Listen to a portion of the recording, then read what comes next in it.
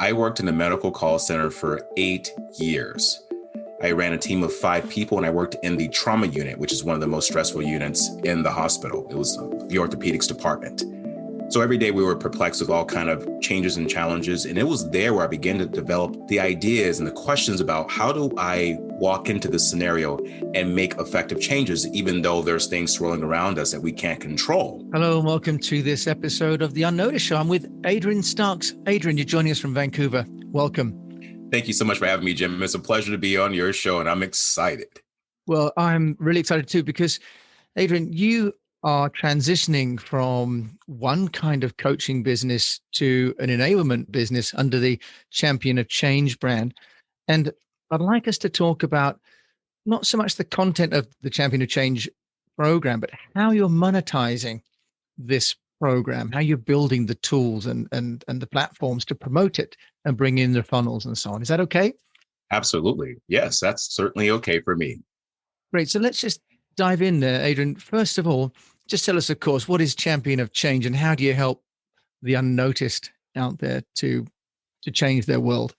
Great question, Jim. The Champion of Change is this. We have to think about the word champion. It's not what we think it is. We think of champion as only an athlete, a winning contestant, or a competitor. And although that may be part of the case, champion, if you go back to the English dictionary and you look at its history, is actually a 13th century word that means advocate, warrior, or defender of a cause. So if we think about what are we having a cause for in our lives, then we have to have a cause or defend that aspect of changing our lives. So to be a champion of change, you have to not like change necessarily, especially unexpected change, but you have to be able to go through the challenges of change. And so I advocate for people across the boards, entrepreneurs and business owners, to champion for their own changes because you'll never be able to avoid it. And this takes some sort of business acumen and some personal sort of growth, doesn't it, as well? What I'd like to just focus on is how you've made yourself into an authority figure, because that transition is very hard for most people from, I've got an idea, I might have been successful myself in doing this, but to step across the breach and charge other people to learn from you is quite often a big psychological challenge. How did you accomplish that, Adrian? Consistency. Even when people didn't see me, continuing to show up every single day, making sure I'm consistent in my message and what I am doing. Big mistake people make is they jump from different things to different things, not specializing in that one thing. I believe what Ralph Waldo Emerson said. He said, if you can write a better book, preach a better sermon, or build a better mousetrap, the world will beat a path to come to your door, even if you're very far in the woods. And Jim, I think you're far in the woods too right now. With that being said, in order for people to see you as an authoritative figure, you need to be where people can see you. This is social media. You need to be showing up on podcasts. You need to be writing a book, putting out material. You need to be reaching out to people through certain types of events. Where are you going to? Who do you know? How do you show up every single day? So I think when people see you as that expert in your field, it's not that you're the smartest person, it's that you're backing up what you're saying. And every time they see you, that's what you're saying. One of the things that's impressed me, Adrian, with what you've got on your adrianstarks.net website is the consistency, not only of the message, but across all the platforms. Can you just take us through how you've managed to take that essential message and take that across the different platforms so that you're communicating in different mediums with different audiences at different times? Absolutely. So the message that I have is quite a simple message, which I believe is effective because people get caught up in complications. We have too much information now. So it's being very strategic about it. Simple, but I have so many areas I go with it. And what I do with my website is I take this message, I put that message into blogs. And by the way, when I talk about change, there's so many perspectives to change. And it falls into business, it falls into personal life, it falls into health, well-being, all the above. So that goes into multiple social media channels. People ask me, well, what do you focus on for social media? I focus on everything. The key is to be everywhere. The key is to, like I said before, show up every day, but to make sure that when you're doing things, you provide people with some action steps, not just telling them, oh, I want you to be positive. We all know that positive is great, But positive is not going to get you too far other than just being positive. People need to know, what action steps did you take, Adrian? What are you currently doing now? I show people also my challenges. So I'm vulnerable, but at the same time, I lead. And this is shared through setting up things on automatic platforms. Like, for instance, I'll use an example, Buffer. I will load up all my social media on there, and I'll make sure that it goes out at certain times of a day to certain areas. And everyone is doing this. And this makes it clear that you are effective, you are consistent. And then are you having a sort of production day then, Adrian, where you're taking your key content and repurposing it and putting it to Buffer, and that's done for the week? Or are you doing a little bit every day? Just take us through that, because that's often a big challenge for people. Yes, great question too. So I usually start on Mondays. And for me, I call it a sweet spot. My sweet spot is between 11 a.m. until 2 p.m. when my brain is just going, creativity is sparking. So I use that time to do all my social media. And I will spend about 2 or 3 hours finding the content, making sure that, does it go better on this platform or this platform? Let's make sure I'm not repeating things here. Where are my videos going? What day do I need to have videos on? What day should I have, an interaction with my audience? All these things are important. So I usually do that on Mondays. But if I can't, Jim, some days I'll set time aside, maybe an hour, to just look at, okay, what did I post today? What can I post tomorrow? But I would say to the listeners, it's highly effective to choose a day that you say is your social media day. Get it done, get it out of the way. That way you can spend the rest of your week being fully present into things that require your attention at that time. Okay, this is this idea of sort of batch processing. You mentioned Buffer, which is the amplification tool, as we call it in the Speak PR program. What about your content creation tool? Because you've got your podcast, you've got your video, you've got your social media. Do you want to just share with us, Adrian, the benefit of your wisdom on what tools you're using as well? Okay, well, the platforms I use for my podcasting, one is riverside.fm. They are a remote recording platform. The reason why this is important, because right now we are still in COVID.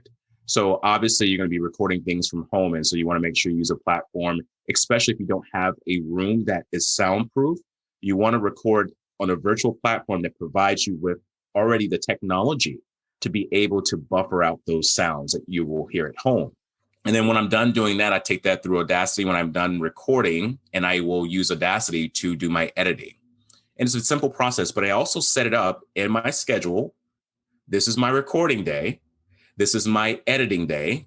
And this is the day that I post. That way I streamline it. So I know that for instance, on a Thursday, I'm going to spend maybe an hour or 2 hours editing. I block that time out. And then I know the next day I'm going to post it. And I will do this every single week for the podcasting. Okay, so that really is about getting routine. And as Vern Harnish says, routine sets you free, right? That you've got a plan. Yes. And scheduling.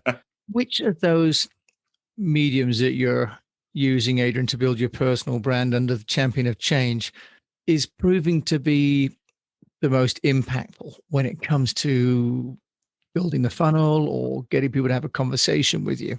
Speaking, doing professional speaking. And right now the thing is virtual presentations, because we can't be in person, right? So it's getting in front of those people, the organizations, teams of entrepreneurs and business owners that I'm able to present the message to and to share my skills. And I'm doing this right now currently with my business network, Connect Now Business Network. And this is part of the evolution of what I've done recently. And I own this with my fiance, and we work strategically with business owners and entrepreneurs. And within that system, I do presentations. Outside of that system, I do presentations. So speaking for me is my bread and butter, Jim, because if it's anything I know, it's speaking. You have a wonderful tone, a wonderful set of ideas as well to share, very positive as well, about being courageous and taking ownership of change. Adrian, then how do you get the speaking opportunity? Because you make it sound as though, you just have all these opportunities. And most people, that's the hard part, is getting not just any opportunity, but a high quality and even paying opportunity. How are you doing that? Well, I'll be honest with you. This has taken me 4 years to develop. And for anyone that's listening today, the speaking industry, any industry you're trying to get into, there are a plethora of people trying to do the same thing. The key is, how do you become different? You have to learn what works for you, your style. When I first started out, Jim, in the industry of speaking, I wore the suit and tie. I tried to be like everyone. I tried to talk like everyone, and it did not work until I got rid of the suit and tie and said, you know what? I'm going to wear a nice polo shirt and jeans. I'm going to wear my tiger eye earrings. I'm going to do a little facial. I'm going to be me. And when that happened down the road, I became more aware of what I wanted to do, my target audience. So for the people listening, you got to find out, who is your audience? Who do you want to serve? What do they need? You got to go and do your research. Research the industries. Who are the speakers speaking on this topic? Where are they? What are the trends? And you got to be just a student of speaking, and also free talks. I talk with a lot of speakers and they don't understand this. You have to give free talks. Don't walk into it thinking, well, I need to make money speaking. Yes, that's true. Money is good, but you have to provide the service first and provide the quality, the value to the marketplace before the marketplace pays you back. And are you getting those speaking opportunities by proactively reaching out to groups who you'd like to speak to, Adrian, or are people reading about you and having referrals? Both. I reach out to people, certain platforms like LinkedIn. That's how you and I met, Jim, is through LinkedIn. Yeah, absolutely. I reach out to people through certain medium and channels of social media that I feel are connecting. Like, for instance, here's a quick tip for everyone. Go to groups within LinkedIn, speaking groups. Go to groups in Facebook, and find out what the topics are. Join those groups. Start communicating with those people. Start commenting on some posts. Let people know that you exist. Right. And if you do it enough, people will get curious and say, okay, who is this person? They've got some good insight. I'm going to go check them out. Then they go to your profile. Then they find out about you. And also, too, by having a podcast, having something that you're giving people, podcasts, be on YouTube, something that you can share with the public, because you don't have to be in front of a room full of people, a boardroom or on stage, to be an effective speaker. You need to create your own platform. Right now, that is virtual platform. Thank you for that. This idea that being authentic is kind of the number one feature for success. You don't have to be somebody else. That's reassuring, isn't it? And secondly, yes, this idea of virtual. I know a number of speakers in the UK whose business kind of dried up during COVID and are really looking at some of the platforms that will enable them to still carry the charisma that they have on stage across a virtual platform. Adrian, any guidance on which tools you see are working for a near live experience? I would say the tools that are working right now is doing live videos, going online and doing lives, because of how the algorithms work with social media right now. If you're doing live videos, it's more that your audience, the people that know you're going to see those lives. And let's be honest, people want to be in real time. They want to know that, hey, I'm with you right now in this present moment. And it strikes them a lot more differently than watching a video that you recorded back maybe a few days ago. So being live with you, they have the opportunity to interact, to be right there. And it's so much more effective. And if you're wanting to up your speaking game, I would say get effective on presentations, PowerPoints. We cannot ignore the fact that right now, people that are online are shifting, and you would say pivot. But what's going on is presentations are the key now, slideshows, because people don't want to just see your face. They want to see what else is going on, because they're highly distracted by the computer screen. So it's not like standing in front of an audience and them seeing you walk around and move. So now you have to show them something else, and get good about using PowerPoint. Start looking at stories, start changing up your presentations a little bit. Now is the time, because here's the thing, I'm planning for 2022, Jim. And for the speakers out there, I'm planning for when we can go out. So right now, I'm sharpening my skills daily by doing virtual presentations, by being in front of people online, and by thinking about what do I want to change with my current stories.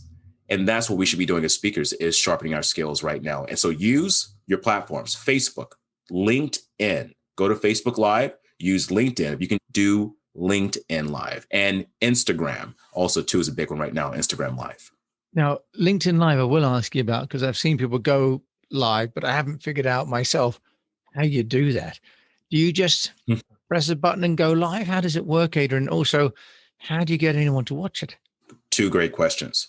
Well, for LinkedIn, you have to apply to go live because right now they have a limited number of people that can go on. So there is a process that you can go through LinkedIn and request to go live.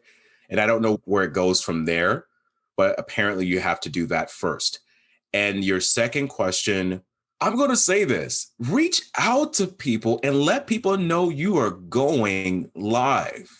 We are so scared to tell people what we're doing, but yet we want people to see what we're doing. Don't be shy. If you've got a message you want to share with people, go online and say, hey, I'm going live in 20 minutes, and give them something that you're talking about. This is important. This is a mistake I made in the past. Don't just tell people, hey, I'm going live. They're going to be like, great. Because if it's like you, Jim, you're busy. You got things to do. You're trying to help people. You do not have time to be online seeing some people rant about what they ate last night. So make sure that you tell people, I'm going live. I'm going to be talking about this, and hit a pain point. What's people's pain point right now? Well, right now, pain point is people are frustrated. Talk about frustration a little bit. Share some of yours. Give them an action step at the end that they can do. Get creative with it. Find something that you can talk about that interests people, and just let them know I'm going live on this day. If you have a planner, put it in Facebook and create an event and just say, hey, I'm going to be going live on this day. And that way you can send it to people and people can say, yes, I'm going. No, I'm not going. Yeah, really good idea. Thanks for that. Now I'm going to ask you the money question, because I always like to find out as well about the money. Although I'm British, I lived in America for a while, and so I'm less shy about it. How do people charge or overcome the anxiety about charging for speaking? Because you talked about giving free speeches, but one can't live on that alone. So at what stage do you say I need to charge? That's a good question too. And it comes down to you when you're ready. When I first started, I started out saying I want to be paid. And guess what happened? I didn't get paid because I wasn't doing it enough for people to say I was worth paying. So if you've got the backup, people can go to your website and see that you've done some talks, you've done some major events, that you're active right now. And for the speakers that are listening, you mentioned this before, Jim, about some speakers now, maybe slowing down. Stay active. Let people know that you're still going strong. Then you can negotiate with people and say, hey, I want to get paid this. And they can say, okay, great. Let me go to your website. Well, looks like they're doing their thing. Okay. All right. Well, we'll pay you that. I had someone reach out to me a while back, literally a month ago, and they just asked me right up front, what are your speaking fees? When you can get to that point that people ask you, what are your speaking fees? That means that they have gone and done their research. They see what you have done, and they want a piece of that action. They want you to come in to serve them. Now, I want to go back to speaking for free. I don't mean you have to speak for free all the time, but there are some talks you got to do for free. For instance, people don't talk about this. Rotary clubs. Where are Rotary clubs in your area? Apply for a Rotary club. Go in as a free speaker. And guess what you can do? If you have a book that you have written or anything, you can sell that book within that club after you have done. So you've given a free talk, but you can also sell your product. Make sure you ask them if that's okay, but you can make money by doing a free talk. Well, I can see why, having spoken to you, Adrian, just for 20 minutes and having looked at your website at adrianstarks.net, why people are finding you and paying you to speak. If you want to find you, Adrian, I have given the game away a bit by giving you domain name already, but where can they find you in Vancouver? They can find me at adrianstarks.net. And you can also Google me too. Like I said, I am everywhere because I want to be where everyone can see me. That way I can help whoever I can. Adrian, thanks so much for helping me and the unnoticed learn so much about building a personal brand as a speaker. Thank you so much for joining me today. Thank you, Jim. It's been absolutely a pleasure. So you've been listening to The Unnoticed Show with Adrian Starks all the way in Vancouver and me here, Jim James in the UK. Thanks for listening to this episode of The Unnoticed and talking this week about how you can build a brand for yourself by being consistent with your content across multiple platforms and showing up for yourself and for everybody else until they're ready to pay you for doing so. Thanks so much for listening to this episode of The Unnoticed.